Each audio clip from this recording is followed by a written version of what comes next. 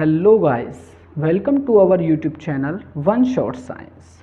अब हम शुरू करने जा रहे हैं क्लास 12th फिजिक्स हिंदी में। तो हमारा सबसे पहला जो चैप्टर है वो है क्लास 12th का कूलाम का नियम तथा वैद्युत क्षेत्र। तो कूलाम का नियम तथा वैद्युत क्षेत्र, तो इसमें सबसे पहले हम जो बात करेंगे वो वैद्युत के बारे में बात करते हैं कि वैद्युत शब्द का मतलब क्या होता है। देखो, ये आप अच्छे से जानते भी हैं लेकिन आपको बस पता नहीं है। देखिए, आपने एक एक्सपेरिमेंट करा है बचपन में बहुत बार कि आपने एक स्केल लिया, उस स्केल को अपने बालों पर रगड़ा। बालों पर रगड़ने के पश्चात अब हम क्या करते हैं कि उस स्केल को छोटे छोटे कागज़ के टुकड़ों के पास लेकर गए। तो अब क्या हुआ, वो छोटे छोटे कागज़ के टुकड़े उस स्केल पर आकर के चिपक गए। तो ये जो चीज़ है ना, यही वैद्युत है। वैद्युत क्या होता है कि जब दो वस्तुओं को आपस में रगड़ते हैं और तो उनमें हल्की हल्की वस्तुओं को आकर्षित करने का गुण आ जाता है, जिसे क्या कहते हैं, वैद्युत कहते हैं। समझ गए? तो वैद्युत क्या चीज़ है कि हमने दो वस्तुओं को रगड़ा और रगड़ने के बाद उन वस्तुओं में एक गुण आ गया स्पेशल तरीके का, जिसकी वजह से वो छोटी छोटी चीज़ों को आकर्षित कर पा रहे हैं। तो उसी गुण को क्या कह रहे हैं, वैद्युत कह रहे हैं। और जिस वस्तु में ये गुण आता है, भाई जैसा स्केल में आया, तो वो वस्तु क्या कहलाती है, आवेशित कहलाती है। तो अब जो स्केल है वो क्या है, आवेशित कहलाएगा। विद्युत आवेश क्या होता है उसके बारे में समझो कि यह द्रव्य का वह गुण है। द्रव्य मतलब किसी भी पदार्थ का, चाहे वो ठोस हो, द्रव हो, चाहे गैसीय अवस्था में हो, किसी भी पदार्थ का ऐसा गुण जिसके कारण वह विद्युत या चुंबकीय प्रभाव को या तो उत्पन्न करने लगे या फिर विद्युत या चुंबकीय प्रभाव का अनुभव करने लगे, उस गुण को क्या कहते हैं, उसी गुण को हम विद्युत आवेश कहते हैं। विद्युत आवेश क्या है, द्रव्य का गुण है जिस वजह से वो विद्युत या चुंबकीय प्रभाव या तो उत्पन्न करने लगा या विद्युत या चुंबकीय प्रभाव को अनुभव करने लगा, उसी गुण को क्या कह रहे हैं, विद्युत आवेश कह रहे हैं। जो विद्युत आवेश है वो कैसी राशि होती है, ये होती है अदिश राशि।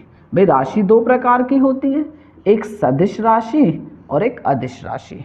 सदिश राशि वो होती है जिसमें दिशा और मान दोनों होते हैं, उसे कहते हैं सदिश राशि। और अदिश वो होती है जिसमें दिशा तो नहीं होती लेकिन उसका एक निश्चित मान जरूर होता है, उसे क्या कहते हैं, अदिश राशि कहते हैं।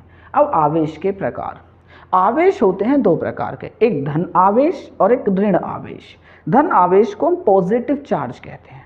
भाई किसी वस्तु पर धन आवेश कब आता है, जब उसमें सामान्य अवस्था से इलेक्ट्रॉन क्या हो जाएं, कम हो जाएं। ठीक है, देखिए, जब वस्तु पर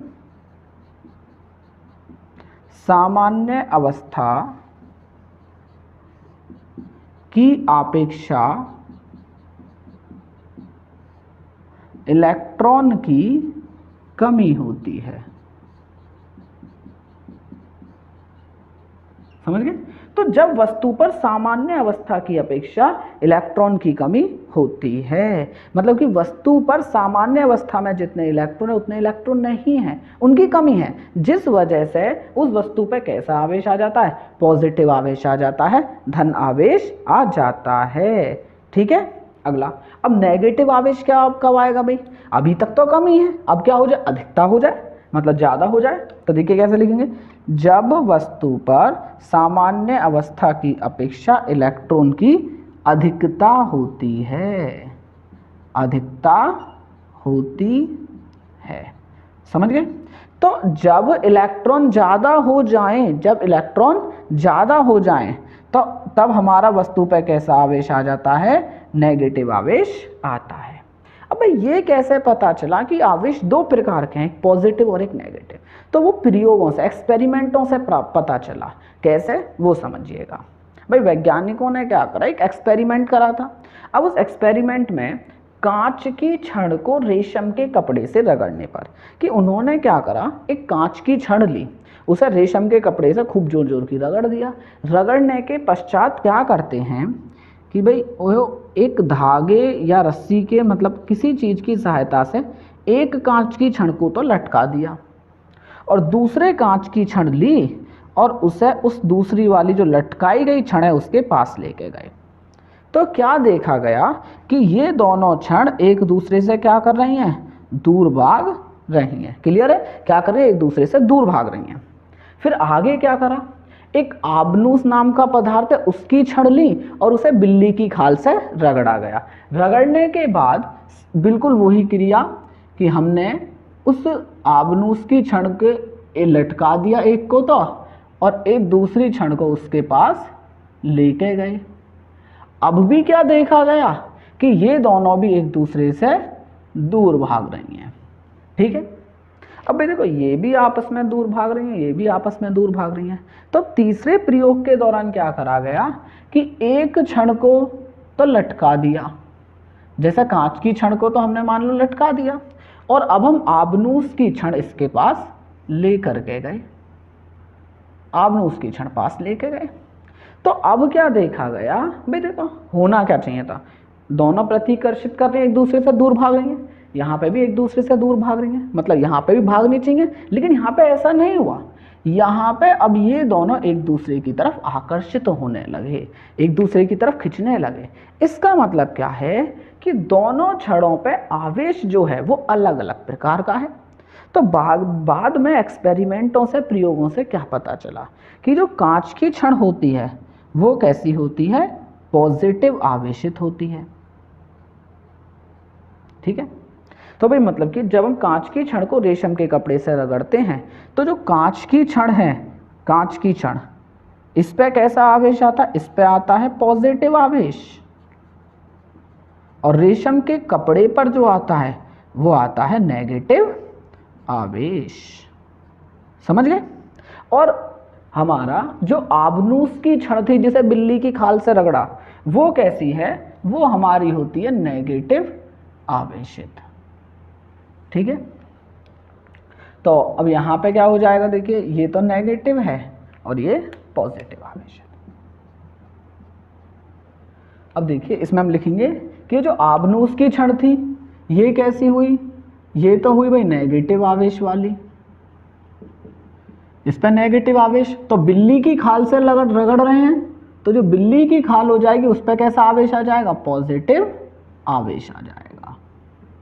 समझ गए? मतलब जब हम दो वस्तुओं को रगड़ते हैं ना तो एक पे पॉजिटिव और एक पे नेगेटिव। कांच की छड़ को रगड़ा रेशम से तो कांच पे पॉजिटिव तो रेशम पे नेगेटिव आया, आबनूस की छड़ को रगड़ा तो आबनूस पे नेगेटिव, और आबनूस की छड़ को बिल्ली की खाल से रगड़ा तो आबनूस की छड़ पे नेगेटिव, बिल्ली की खाल पे पॉजिटिव आया। तो समझ गए कि इस तरीके से पता चलता है कि आवेश कितने प्रकार के हैं, आवेश हैं जी दो प्रकार के। ठीक, एक पॉजिटिव और एक नेगेटिव। अब देखिए यहाँ पे जो सजातीय आवेश होते हैं,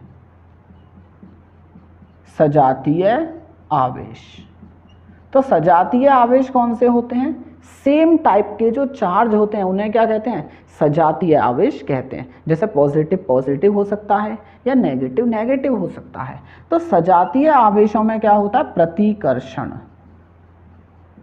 प्रतिकर्षण मतलब ये एक दूसरे से दूर भागते हैं। जैसे ये पॉजिटिव पॉजिटिव है तो क्या कर रहे हैं, एक दूसरे से दूर भाग रहे हैं, ये नेगेटिव नेगेटिव है तो क्या कर रहे हैं, एक दूसरे से दूर भाग रहे हैं। मतलब अगर वस्तु पर सजातीय आवेश होंगे, ठीक है, मतलब एक वस्तु पॉजिटिव है दूसरी वस्तु पॉजिटिव है तो एक दूसरे से दूर भागेंगे, एक नेगेटिव है दूसरी नेगेटिव है तो वो दोनों दूर भागेंगे।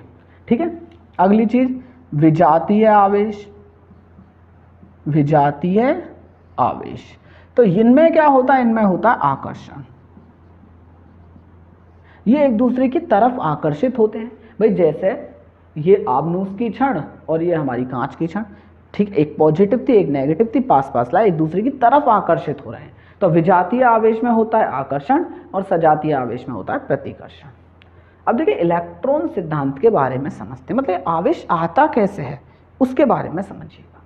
भाई आवेश की उत्पत्ति का जो मेन कारण होता है वो होता है इलेक्ट्रॉन का स्थानांतरण, मतलब एक वस्तु से इलेक्ट्रॉन निकलना और दूसरी वस्तु में चला जाना। तो जिस वस्तु से निकलता है वो तो पॉजिटिव आवेशित हो जाती है और जिसमें जाता है वो नेगेटिव आवेशित हो जाती है। देखिए आवेश की उत्पत्ति का मुख्य कारण इलेक्ट्रॉन का स्थानांतरण होता है। दो वस्तुओं को आपस में रगड़ने पर एक वस्तु से इलेक्ट्रॉन निकलकर दूसरी वस्तु में स्थानांतरित हो जाता है।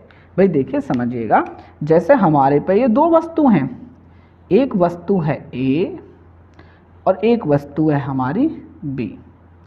अब हमने इन दोनों वस्तुओं को आपस में रगड़ा और रगड़ने पर क्या हुआ, ए से इलेक्ट्रॉन निकल करके बी में चला गया। तो जब ए से इलेक्ट्रॉन निकला तो ये तो हो गई ए वाली कैसी, पॉजिटिव आवेशित, और बी वाली जिसमें इलेक्ट्रॉन गया है वो कैसा हुआ, नेगेटिव आवेशित।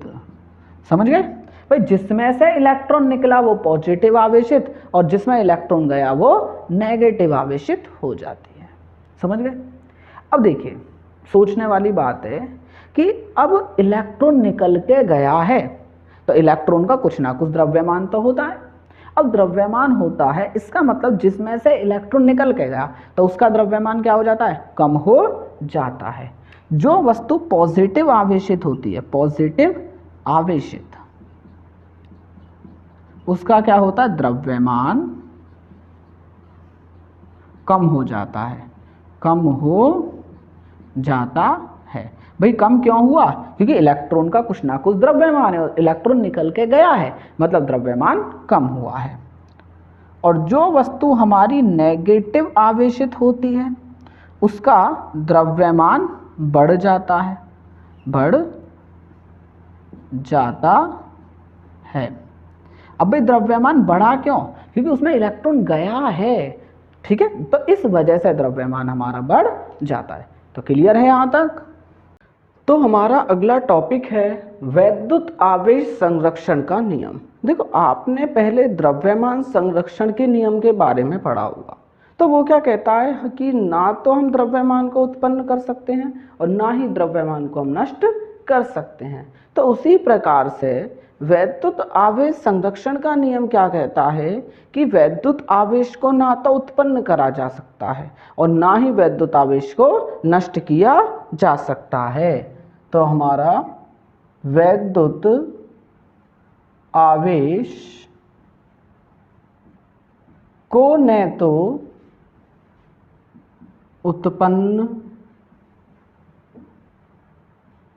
किया जा सकता है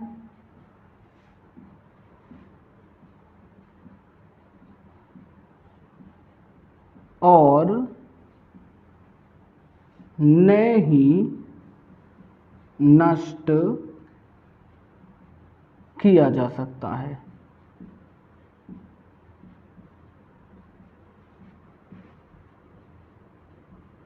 तो समझ गए। तो वैद्युत आवेश संरक्षण का नियम क्या कहता है कि ना तो हम वैद्युत आवेश को उत्पन्न कर सकते हैं और ना ही उसे नष्ट कर सकते हैं।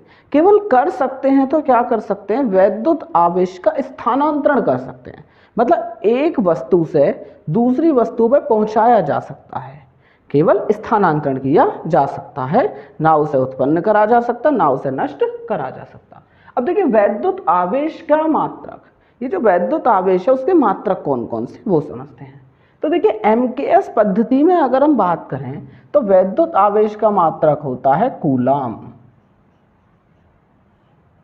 इसे हम सी से प्रदर्शित करते हैं, या फिर एक और मात्रक होता है या एम्पेयर सेकंड। अब ये एम्पेयर सेकंड मात्रक कैसा है वो हमें जानना होगा। देखिए एक सूत्र पढ़ा है हमने, I बराबर होता है Q अपॉन टी, विद्युत धारा बराबर आवेश बटे समय। तो यहां से आवेश क्या आ जाता है, I टी। अब देखिए विद्युत धारा की एम्पेयर और समय की सेकंड, तो इस तरीके से एम्पेयर सेकंड भी इसका एक मात्रक हो जाता है।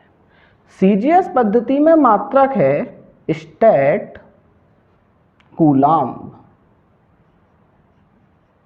स्टैट कूलाम, ठीक है। अब एक स्टैट कूलाम में कितने कूलाम होते हैं ये पूछा जाए तो कैसे बताएंगे। देखिए तो एक स्टैट कूलाम बराबर होता है, एक स्टैट कूलाम बराबर होता है 3 गुणा 10 की पावर 9 कूलाम के। कितने, एक स्टैट कूलाम में 3 गुणा 10 की पावर 9 कूलाम होते हैं, ठीक है। अब बात करते हैं एक कूलाम, तो एक कूलाम आवेश कितना होता है इसकी परिभाषा समझेंगे। तो देखिए अब इस परिभाषा को हम किस आधार पर लिखेंगे, इस वाले फॉर्मूले के आधार पर लिखते हैं। तो भाई देखो, एक कूलाम्ब आवेश कब आ सकता है, एक कूलाम्ब आवेश आ सकता है यदि विद्युत धारा हो जाए 1 एम्पियर की और समय हो जाए 1 सेकंड का। तो इस समय आवेश कितना आएगा, 1 कूलाम्ब के बराबर आएगा। भाई देखो, Q बराबर IT, अगर विद्युत धारा 1 एम्पियर हो और समय 1 सेकंड हो तो आवेश कितना आ जाएगा, 1 कूलाम्ब के बराबर आ जाएगा। मतलब अगर हमारे पे कोई चालक है, उस चालक में 1 सेकंड में 1 एम्पियर की विद्युत धारा जा रही है, तो हम क्या कहेंगे कि उसमें जो बहने वाला आवेश है, उसमें से जो गुजरने वाला आवेश है वो कितना है, 1 सेकंड में 1 कूलाम्ब के बराबर है। देखिए, किसी चालक में 1 एम्पियर की विद्युत धारा 1 सेकंड तक प्रवाहित हो रही है। मतलब कि 1 एम्पियर की विद्युत धारा कितने समय तक प्रवाहित हुई, 1 सेकंड तक प्रवाहित हुई। तो उस चालक में से गुजरने वाला कितना आवेश होगा, 1 कूलाम्ब के बराबर होगा। समझ गए? जैसे मान लो ये हमारा क्या एक चालक है, इसमें 1 एम्पियर करंट 1 सेकंड में बह करके जा रहा है, तो इसमें से जितना आवेश गुजरा होगा उसकी मात्रा 1 कूलाम्ब के बराबर होती है। अब देखिए नेक्स्ट पॉइंट क्या करा, आवेश की क्वांटम प्रकृति। अब इस चीज का मतलब क्या है, बहुत ध्यान से सीखिएगा क्योंकि इस पर न्यूमेरिकल भी आते हैं। देखिए, किसी भी वस्तु पर जो आवेश होता है वो आवेश एक सबसे न्यूनतम आवेश जो संभव है उसके गुणक में होता है। भाई हम क्या कह रहे हैं कि मान लो सबसे न्यूनतम आवेश हमने माना कि मान लीजिए x है, तो किसी भी वस्तु पर जो आवेश होगा वो कितना हो सकता है, भाई 2x हो सकता है, 3x हो सकता है, 4x हो सकता है, इतना हो सकता है। मतलब कि वो जो सबसे छोटा आवेश है ना x, उसके गुणक में ही होगा। ठीक है, तो अब यहां पे भी वही बात कह रहा है। देखिए, आवेश की क्वांटम प्रकृति का मतलब सिंपली क्या है, प्रत्येक आवेशित वस्तु पर आवेश, मतलब जो भी वस्तु जिस पर आवेश है वो एक निश्चित न्यूनतम आवेश का पूर्ण गुणक होता है। एक निश्चित मात्रा में सबसे छोटा जो आवेश है उसका पूर्ण गुणक होगा। ऐसा ना कि आधा पौना, नहीं, एकदम पूर्ण गुणक, जैसे 1 गुना 2 गुना 3 गुना इस तरीके का होगा। ठीक है, अब वो जो सबसे न्यूनतम आवेश है उसे हम ई से प्रदर्शित करते हैं। ठीक है, प्रत्येक आवेशित वस्तु पर आवेश एक निश्चित न्यूनतम आवेश का पूर्ण गुणक होता है जिसे मूल आवेश कहते हैं। मतलब कि किसी वस्तु पर जो आवेश होगा वो मूल आवेश का पूर्ण गुणक होता है और इसे ई से प्रदर्शित करते हैं। और आवेश का ये जो गुण होता है उसी को क्वांटम प्रकृति या आवेश का क्वांटीकरण कहते हैं। किसी वस्तु पर आवेश कितना होगा, Q बराबर होगा n E के। अब यहाँ पे n का मान आपका कुछ भी हो सकता है, 1 2 3 4 ऐसे करके कितना भी। और E क्या है, E है हमारी इलेक्ट्रॉन पे जितना आवेश होता है और इसका मान होता है 1.6 इंटू 10⁻⁻19 कूलाम के बराबर। क्लियर है, याद रखिए। अब नेक्स्ट पॉइंट, नेक्स्ट एक छोटा सा न्यूमेरिकल है। देखो, न्यूमेरिकल का हमारा एक अगला लेक्चर रहेगा जिसमें हम इससे संबंधित पूरे न्यूमेरिकल भी करेंगे। अभी फिलहाल एक छोटा सा न्यूमेरिकल समझते हैं। एक कूलाम आवेश में कितने इलेक्ट्रॉन होते हैं, कैसे निकालें, ध्यान से समझो। तो हमें यहाँ पे Q की मात्रा कितनी दे रखी है, 1 कूलाम के बराबर। इसने पूछे कितने इलेक्ट्रॉन हैं, मतलब n का मान इसने हमसे पूछा है, तो हम लगाते हैं Q बराबर NE। तो n की वैल्यू कितनी आ जाएगी, Q/E। अब देखो Q का मान कितना, 1 कूलाम। E की वैल्यू हमने देखी यहाँ पे 1.6 इंटू 10⁻⁻19 कूलाम। तो जो हमारी n की वैल्यू निकल के आएगी वो कितनी निकल के आती है, 6.25 इंटू 10⁻18। तो मतलब कि 1 कूलाम आवेश में कितने इलेक्ट्रॉन होंगे, 6.25 इंटू 10⁻18 इलेक्ट्रॉन हमारे 1 कूलाम आवेश में होते हैं। क्लियर है। अब देखिए, इसके बाद आता है हमारा कूलाम्स का नियम, जो कि काफी महत्वपूर्ण है आपके लिए। तो कूलाम का नियम क्या कहता है, ध्यान से समझो। अब देखिए, इस नियम को हम कब लगाते हैं, हमारे पे 2 आवेश हैं, एक आवेश है Q1 और एक आवेश है हमारा Q2।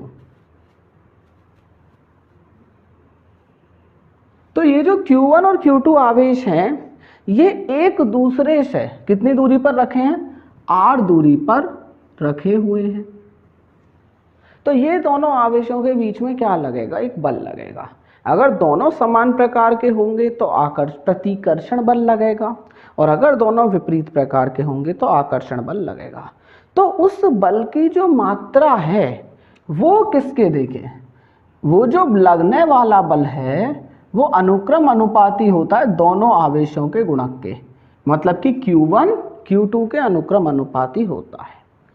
यह बल व्युत्क्रम अनुपाती होता है दोनों के बीच की दूरी के वर्ग के। ठीक है, तो देखिए यही हमारा किसका नियम है, कूलाम का नियम है। देखो इस नियम के अनुसार दो स्थिर बिंदु आवेशों के बीच, मतलब दो बिंदु आवेश हैं जो एकदम स्थिर रखे हुए हैं, उनके बीच लगने वाला आकर्षण, आकर्षण कब होगा, जब दोनों अलग अलग प्रकार के होंगे, मतलब एक पॉजिटिव या एक नेगेटिव होगा। अथवा प्रतिकर्षण का बल, अब प्रतिकर्षण कब होगा, जब दोनों समान प्रकार के होंगे, या तो दोनों पॉजिटिव या दोनों नेगेटिव हो। दोनों आवेशों की मात्राओं के गुणनफल के अनुक्रम अनुपाती, भाई दोनों आवेशों की मात्रा के गुणनफल के तो अनुक्रम अनुपाती, तथा उनके बीच की दूरी के वर्ग के व्युत्क्रम अनुपाती होता है। तो यही हमारा क्या है, कूलाम का नियम है कि मतलब दो बिंदु आवेशों के बीच में लगने वाला बल आवेशों के गुणनफल के अनुक्रम अनुपाती, उनके बीच की जो दूरी है उसके वर्ग के क्या होगा, व्युत्क्रम अनुपाती होता है। तो देखिए हम इसे मान लेते हैं फर्स्ट और इसे हम मान लेते हैं सेकंड। अब हम इन दोनों को एक साथ मिलाते हैं, तो फर्स्ट व सेकंड को मिलाने पर कितना बनेगा भाई, F अनुक्रम अनुपाती Q1 Q2 divided by R का स्क्वायर।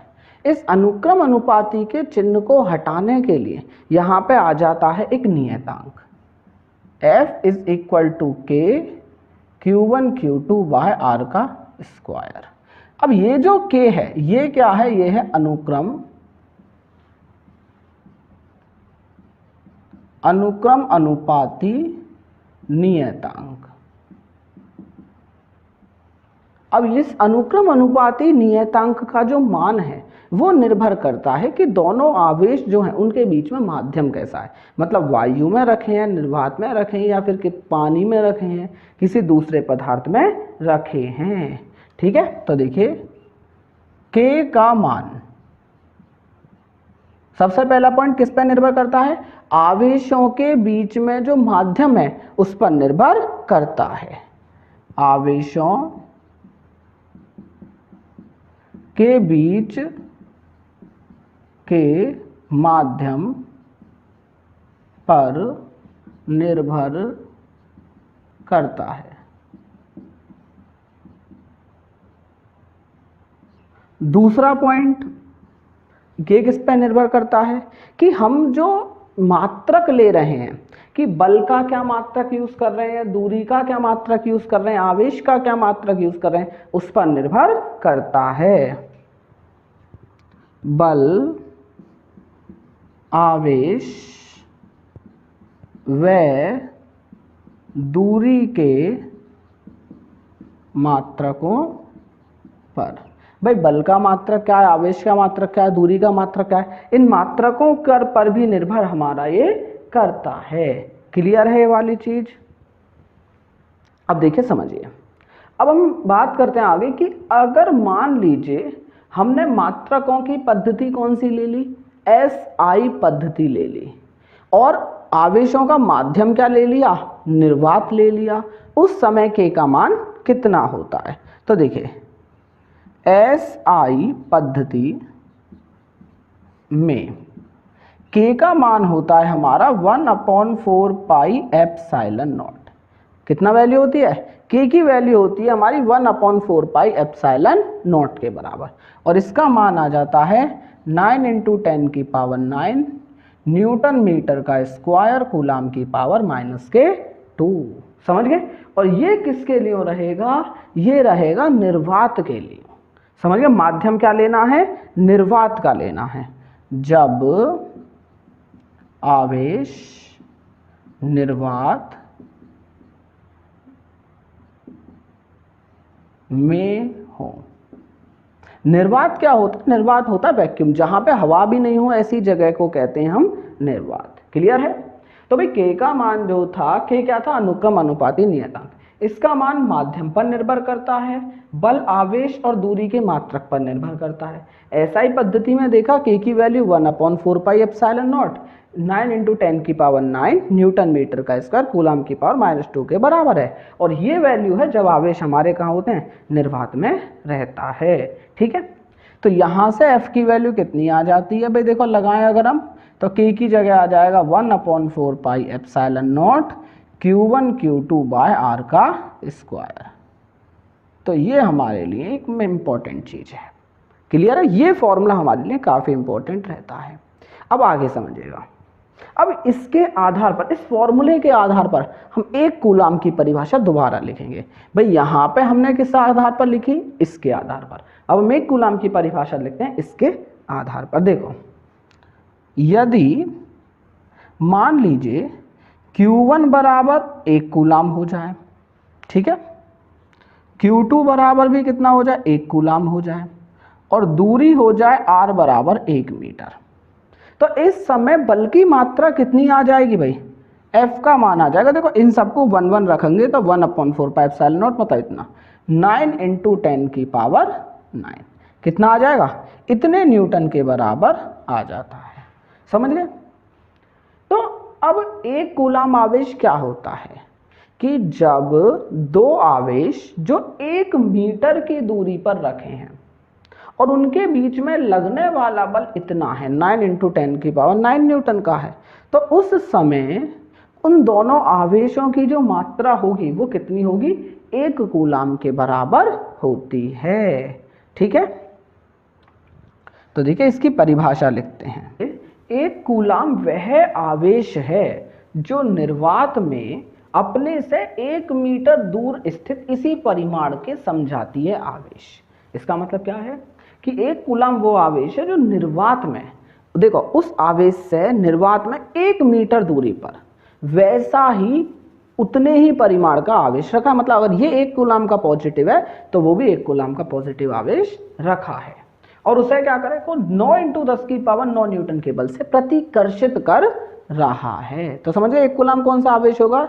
एक कूलाम वो आवेश होता है जो निर्वात में 1 मीटर दूर एक और उसी मात्रा का एक आवेश रखा है, उस पे 9 × 10⁹ न्यूटन का बल लगा रहा हो। ठीक है, अब नेक्स्ट पॉइंट एप्सिलॉन नॉट।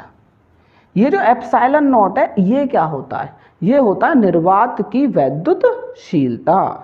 ये क्या है? ये एप्सिलॉन नॉट क्या है? ये है निर्वात की वैद्युतशीलता।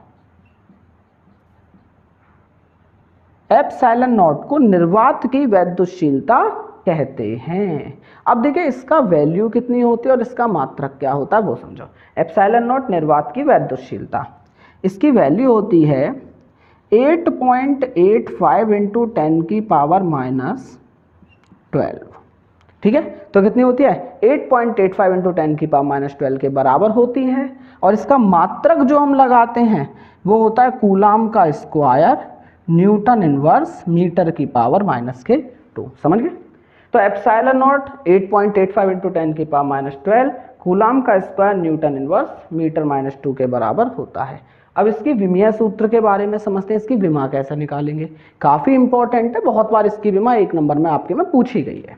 तो देखिए एप्सिलॉन नॉट का विमीय सूत्र, तो ध्यान से सीखिएगा विमीय सूत्र कैसे निकालते हैं। अब देखिए कूलाम का स्क्वायर न्यूटन इनवर्स मीटर -2 ये मात्रक है। इसी मात्रक को विमीय सूत्र में हम कैसे कन्वर्ट करते हैं वो समझो। देखिए हमें दे रखा है कूलाम का स्क्वायर न्यूटन इनवर्स मीटर -2। तो कूलाम्ब की विमा होती है AT, आवेश की विमा कितनी होती है? AT, याद रखिएगा। न्यूटन मतलब बल, बल का विमीय सूत्र कितना होता है? आपने कक्षा 11 में पढ़ा होगा, mLT -2। ठीक है, फिर क्या है मीटर, मीटर मतलब लंबाई, इसका विमीय सूत्र हमारा सिंपल L होता है। अब इनके ऊपर देखो इसका स्क्वायर है, ये -1 है और ये -2 है, तो हम इस पूरे को एक साथ में लाते हैं। देखिए A तो 2 हो गया और T भी 2 हो गया, M -1 L -1 T देखो माइनस माइनस प्लस, तो ये हो गया प्लस के 2, 2 1 जा 2 हो जाएगा, प्लस के 2 हो गया, और L हो गया हमारा -2। अब देखिए लास्ट स्टेप हमें क्या करना है, M सब देखो सीक्वेंस, पहले M आता है, फिर L, फिर T और फिर A आता है। अब देखिए तो इज इक्वल टू, सबसे पहले M निकालते हैं, तो M कितना है -1, M -1, इसके बाद आता है L। अब L देखो एक ये रहा और एक ये रहा, अब -1 और -2 ये तो प्लस हो जाएंगे, तो -3, तो L -3 हो गया। अब इसके बाद T आते हैं, T कितना हो गया 2 तो 4, T की पावर 4 एम्पेयर स्क्वायर। तो हमारे एप्सिलॉन नॉट का विमीय सूत्र क्या आ जाता है, M-1 L-3 T4 A square के बराबर हो जाता है। तो क्लियर है आपको यहाँ तक? आगे समझिएगा। देखिए अभी तक आवेश कहाँ रखे हैं, हमने माना निर्वात में रखे हैं। अगर हम इन आवेशों को किसी माध्यम में रख देते हैं उस समय क्या होता है वो समझते हैं। कि हमने क्या करा भाई, ये जो Q1 आवेश है और ये हमारा Q2 आवेश है, तो हमने इन दोनों आवेशों को किसी माध्यम के अंदर रख दिया, और कितनी दूरी पर रखा है, r दूरी पर ही हमने इन्हें रखा है। दूरी कितनी ली हमने, r के बराबर ले ली। तो अब देखिए जब हम दो आवेशों को किसी माध्यम में रखते हैं तो उस समय जो बल लगता है वो कितना लगता है, F बराबर 1/4 पाई एप्सिलॉन नॉट, यहाँ पे K और आ जाता है Q1 Q2 बाय R का स्क्वायर। अब देखिए K की वैल्यू क्या होती है, K क्या है, K होता है हमारा माध्यम का परावैद्युत अंक। K क्या होता है, माध्यम का परावैद्युतांक। अब जैसे मान लो ये जो माध्यम है इसका यहाँ पे हमने K माने, K क्या है, माध्यम का परावैद्युतांक, ये हमारा K होता है, और ये हमारा किसी माध्यम में लगने वाला बल है। इसका मतलब समझ गए कि अगर हम कभी भी दो आवेशों को किसी माध्यम में रखते हैं तो उनके बीच में लगने वाला बल 1/4 pi epsilon naught K Q1 Q2 by R का स्क्वायर होगा, जहां पे K माध्यम का परावैद्युतांक होता है। ठीक, आगे K जो होता है, K एक विमाहीन नियतांक है, विमाहीन नियतांक मतलब कि इसकी कोई भी विमा नहीं होती है। हम K को क्या कहते हैं, K को पदार्थ का परावैद्युतांक या विशिष्ट परावैद्युता। ठीक है, हम K को क्या कह सकते हैं, पदार्थ का परावैद्युतांक या विशिष्ट परावैद्युता भी कहते हैं। अब इसका कुछ मान समझते हैं। जैसे देखो अगर हम वायु की बात करें, वायु के लिए K की वैल्यू कितनी हो जाएगी, लगभग 1 के बराबर। वायु के लिए लगभग 1 के बराबर होती है। अब बात करें निर्वात की, निर्वात के लिए K का मान एग्जैक्ट 1 के बराबर होता है। कितना होता है, बिल्कुल 1 के बराबर हमारा रहता है। ठीक है, हम अब धातु के लिए बात करें, धातु के लिए, तो धातु के लिए K का मान होता है हमारा कितना, अनंत के बराबर। और किसी दूसरे पदार्थ के लिए अगर हम बात करें तो K का मान 1 से बड़ा होता है। ठीक है, कोई दूसरे परावैद्युत पदार्थ के लिए, पदार्थ के लिए K का मान कितना होता है, ग्रेटर देन 1, 1 से बड़ा होता है। भाई वायु के लिए लगभग 1 के बराबर, निर्वात के लिए हमारा 1 होता है। कोई धातु है जैसे हमारा एल्यूमिनियम, मैग्नीशियम, लोहा, कुछ भी रख दिया हमने तो उस समय K की वैल्यू अनंत हो जाएगी। ठीक है, और कोई परावैद्युत पदार्थ है तो K का मान 1 से बड़ा मतलब बड़ा होता है। क्लियर है? अब इसके बाद समझते हैं आगे। अब अगली चीज कि अगर हम निर्वात वाले को, ठीक है, और किससे भाग दे देते हैं, माध्यम वाले से भाग दे देते हैं बल से, तो हमें क्या प्राप्त होता है, देखिए हमें प्राप्त होता है के या ई आर या के, दोनों एक ही चीज है। ये दोनों क्या है, ये हमारे परावैद्युतांक ही हैं। तो इनकी वैल्यू किसके बराबर होती है, ये बराबर होते हैं एप्सिलॉन अपॉन एप्सिलॉन नॉट या एफ अपॉन एफ एम के।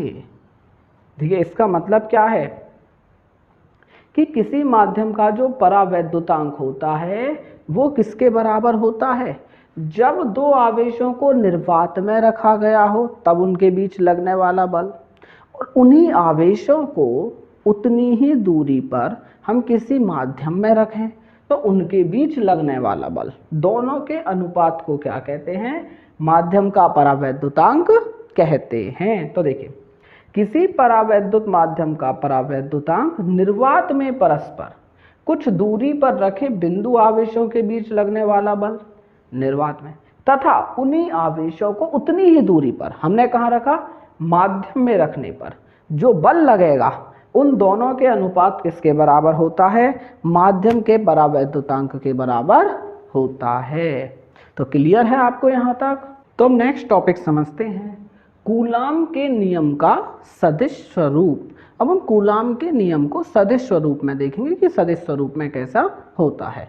तो उसके लिए ध्यान से पहले आपको एक डायग्राम आना चाहिए। तो देखिए हमने इस तरीके से अक्ष बनाए,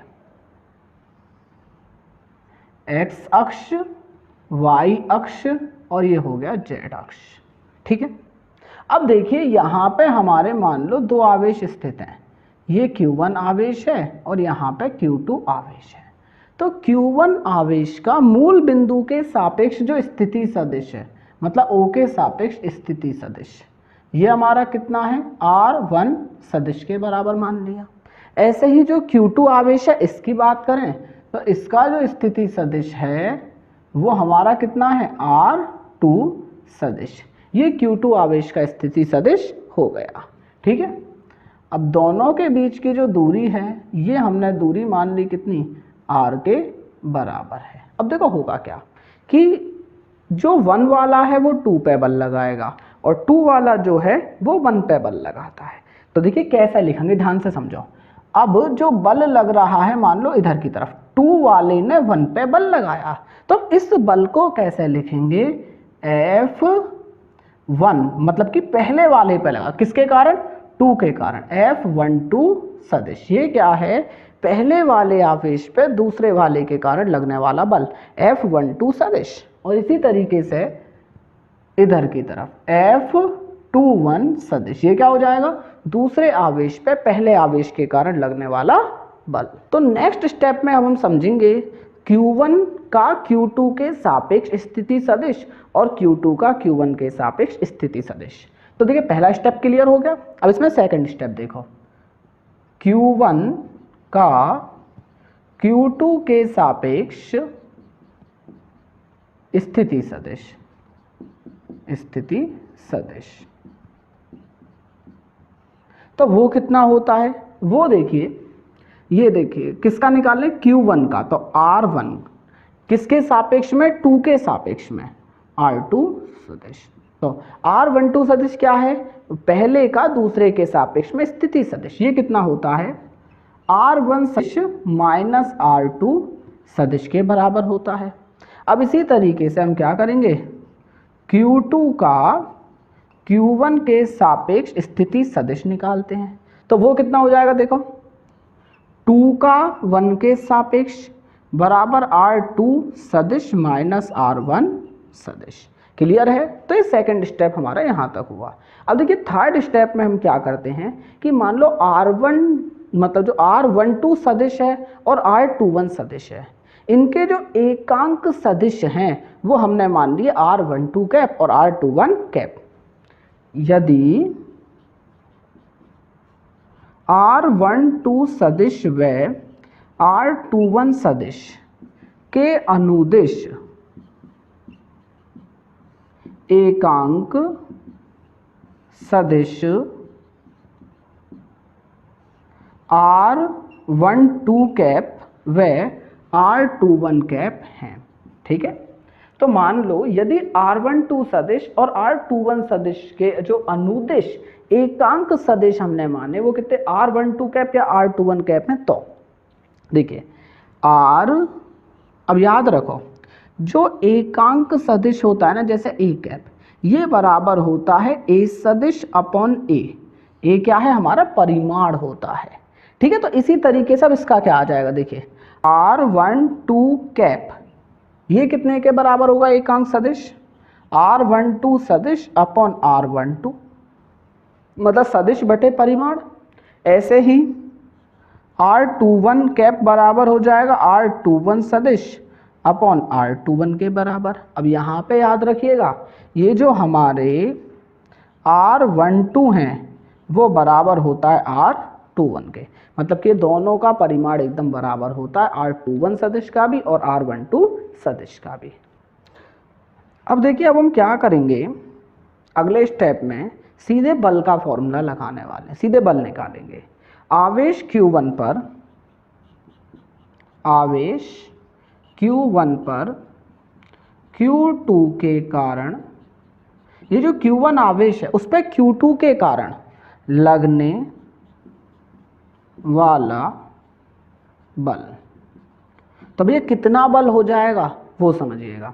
तो भाई F12 सदिश ये क्या है 1 पे 2 के कारण लगने वाला बल बराबर 1/4 pi epsilon naught Q1 Q2 bye कितने के बराबर आ जाएगा। अब यहाँ पे देखिए, यहाँ पे हमें परिमाण लेना है किसका भाई R12 सदिश का। ठीक है भाई, 1 की स्थिति 2 के सापेक्ष में देख रहे हैं तो वो हो जाएगा हमारा R12 का स्क्वायर और यहाँ पे आ जाएगा R12 कैप। क्लियर है। अब देखिए हम R12 कैप को कितना लिख सकते हैं, R12 सदिश अपॉन R12, तो इसे लिख दीजिए। तो F12 सदिश बराबर 1/4 pi epsilon naught Q1 Q2 bye R12 का स्क्वायर। R12 कैप की जगह क्या आ जाएगा, ये R12 सदिश अपॉन R12। क्लियर है।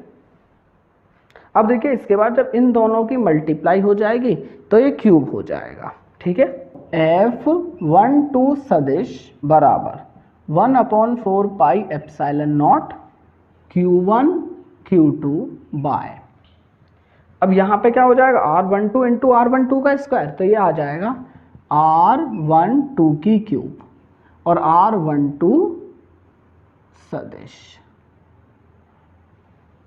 क्लियर। अब देखिए R12 सदिश कितना है, R1 सदिश माइनस R2 सदिश, तो अब इसे लिख दीजिए।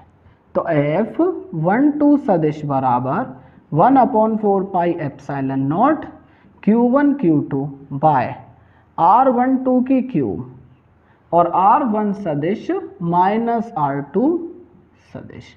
तो ये जो आ जाता है ये हमारा क्या निकल के आया है, कूलाम्ब का नियम है सदिश स्वरूप में। F12 सदिश कितने के बराबर 1/4 pi epsilon naught Q1 Q2 bye R12 की क्यूब, R1 सदिश माइनस R2 सदिश। ठीक है, अब ये क्या था, पहले वाले पे दूसरे के वजह से लगने वाला बल।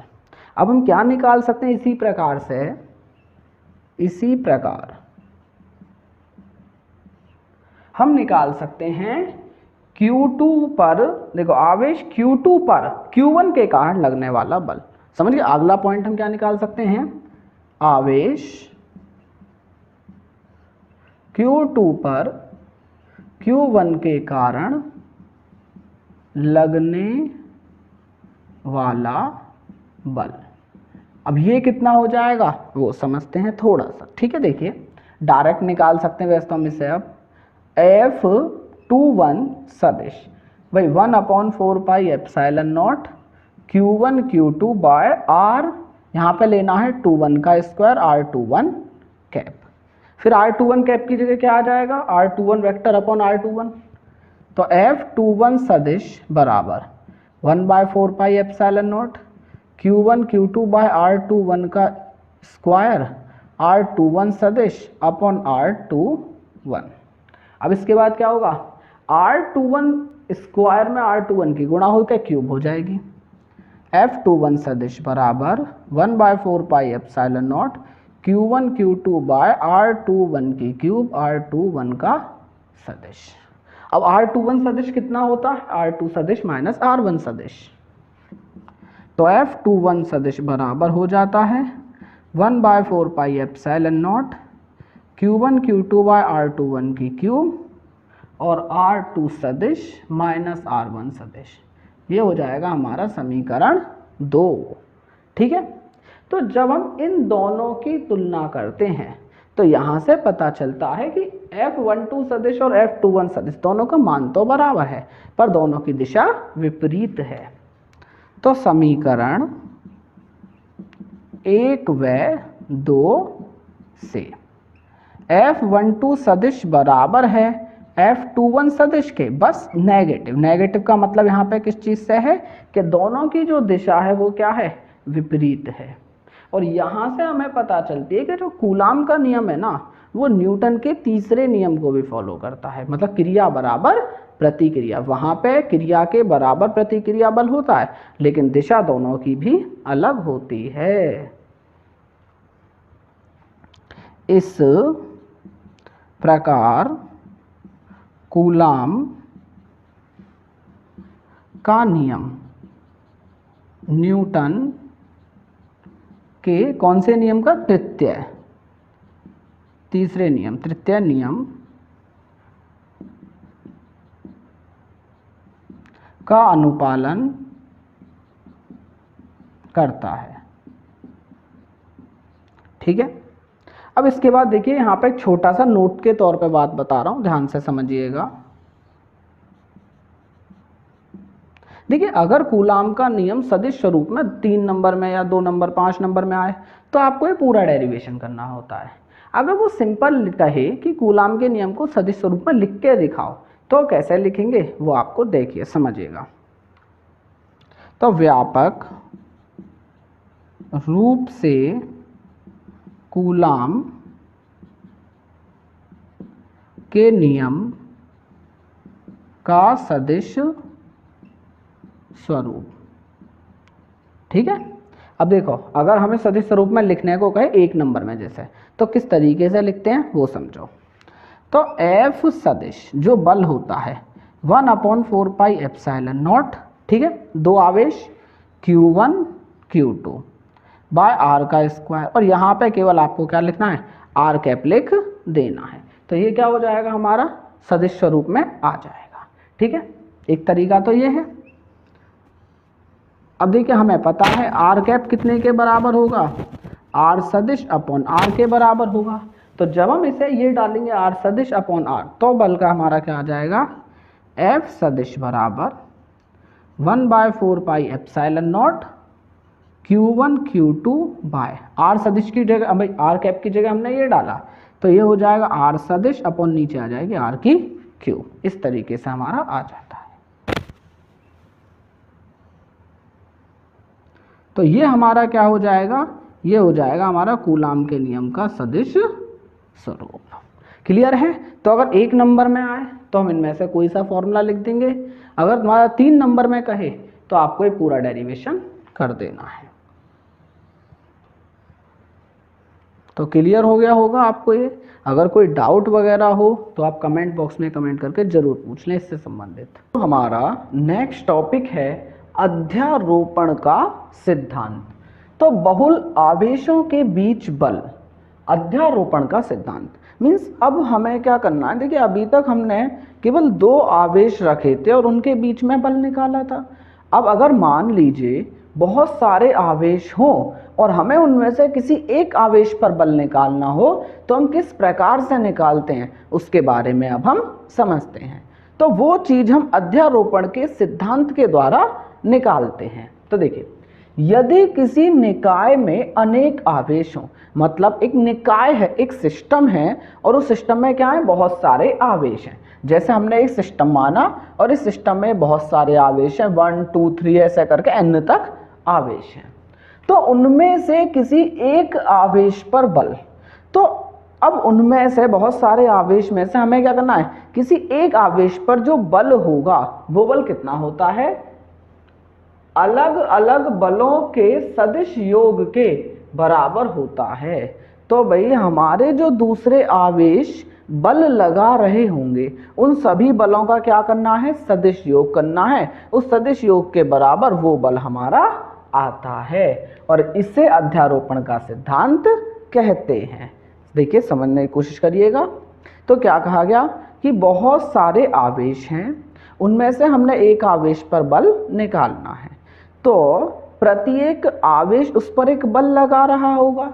तो इस तरीके से जितना बल लगेंगे उतने बलों का सदिश योग कर दो, तो वो ही हमारा उस पर नेट बल आ जाएगा और यही अध्यारोपण का सिद्धांत कहता है। अब जैसे समझिएगा, हमें मान लो Q1 आवेश पर बल निकालना है। तो देखिए भाई 2 वाला क्या करेगा, इस पे बल लगाएगा। मान लो इधर की तरफ बल लगाया, F12 सदिश।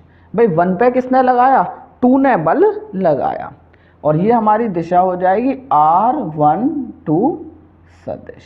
ठीक है। अब जैसे 3 भी बल लगा रहा होगा 1 पे, तो ये इस तरीके से लगाएगा। तो Q ये हो जाएगा हमारा कितना, F13 सदिश। ये 3 के द्वारा लगाया गया बल हो गया। अब मान लो N वाला निकालना है, तो ये रहा, ये F1N सदिश। ये हमारा Qn ने जो बल लगाया वो हमारा हो जाएगा F1N सदिश। तो अब देखिए हमारे पे 3 बल आ गए। अब हम क्या करेंगे, मान लो अभी फिलहाल यहाँ पे 3 दिखाई दे रहे हैं, तो इन सभी का सदिश योग कर देंगे। तो वो जो सदिश योग आएगा वो Q1 पर नेट बल के बराबर हो जाएगा। क्लियर है। और ये आ जाएगा R13 सदिश और ये हो जाएगा R1N सदिश। ठीक है। देखिए माना कि निकाय में कितने आवेश हैं, N आवेश हैं, Q1 Q2 Q3 करके N आवेश हैं। माना इसमें Q1 पर वैद्युत बल ज्ञात करना है और किस पर निकालना है, Q1 पर हमें बल पता करना है। तथा Q2 Q3 Qn के सापेक्ष जो Q1 के स्थिति सदिश दे रखे हैं वही R12 सदिश, R13 सदिश, R1N सदिश है। तब देखिए, तो हम सबसे पहले क्या करेंगे, Q2 के कारण Q1 पे लगने वाला बल अब हम लिखते हैं। ठीक है। तो आवेश Q2 के कारण Q1 पर वैद्युत बल, तो भाई कितना हो जाएगा, F12 सदिश। ठीक है। 1 पे किसके कारण, 2 के कारण, बराबर 1/4 पाई एप्सिलॉन नॉट। अब इसके बाद क्या करते हैं, हमारा आवेश आएंगे Q1 Q2 अपॉन R12 का स्क्वायर R12 कैप। तो इस तरीके से हमने सदिश रूप में बल लिख दिया। इसी तरीके से आवेश Q2 Q3 के कारण Q1 पर वैद्युत बल, अब हम Q3 के कारण निकाल देते हैं। तो F13 सदिश बराबर 1/4 pi epsilon naught Q1 Q3 bye R13 का स्क्वायर R13 कैप। समझिए। अब इसी प्रकार से हम N के लिए निकालेंगे। आवेश Qn के कारण Q1 पर वैद्युत बल, तो F1N सदिश बराबर, ये 1N है। ठीक है। 1/4 pi epsilon naught Q1 Qn upon R1N की क्यूब R1N कैप। इस तरीके से हमने ये बल निकाल लिए। अब हम यहाँ पे अध्यारोपण का सिद्धांत लगा के नेट बल लिखते हैं। अध्यारोपण के सिद्धांत से किस पर, Q1 पर नेट बल। ठीक है। अध्यारोपण के सिद्धांत से Q1 पर नेट बल, जो मतलब बाकी सभी आवेशों की वजह से जो Q1 पर नेट बल लग रहा है वो कितना होगा वो लिखते हैं। तो वो हमारा क्या हो जाएगा, देखिए F सदिश बराबर F12 सदिश प्लस F13 सदिश प्लस F1n सदिश। ऐसा करके क्या हो जाएगा, सबके योग के बराबर हो जाएगा। ठीक है, अब हम सिंपली क्या करेंगे, अब आपको इन सभी को लिख देना है। F सदिश बराबर देखिए 1 2 ये रहा 1/4 pi epsilon naught Q1 Q2 bye R12 का स्क्वायर R12 कैप। F 13 वाला लिखेंगे 4 पाई epsilon naught Q1 Q3 upon R13 का स्क्वायर R13 कैप। ठीक है, plus 1/4 pi epsilon naught Q1 Qn upon R1n का स्क्वायर R1n कैप। क्लियर है यहाँ तक? अब इसके बाद देखिए हमें क्या करना है, नेक्स्ट स्टेप में जो इसमें से कॉमन है उसे अलग रख लीजिए, बाकी सब एक जगह हमारा आ जाएगा। तो यहाँ पे हम 1/4 पाई एप्सिलॉन नॉट को कॉमन ले लेंगे।